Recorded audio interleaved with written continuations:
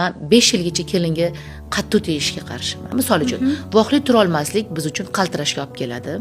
Mana men uxlab qolsam qo'rquv, ovqat chiqsam, voy uxlab qolibman degan qo'rquv. Men kelinimdan shu narsani xohlaymanki, qo'rqmasin. 11 gacha uxlab qolsa ham bu odam, tем более yangi kelin bir-birini sevadi ular. Tabiiyki 1-2 qilib uxlashmaydi, kino ko'rishadi, suhbatlashadi, bir-biriga to'ymayotgan payti ertalab qanaqa qilib 5 ta turadi, kechasi 2 da uxlagan odam. Hatsa biza hozir voqli tura olamiz, uyquga уже yoshimiz katta-da. Borgan sari yoshingiz katta bo'lgandan keyin maza uyquni ham topa olmaysiz. Men hozir yostiqqa bosh qo'ysam uxlab qola olmayman. 200 marta bu yoqqa yumalashim kerak-da.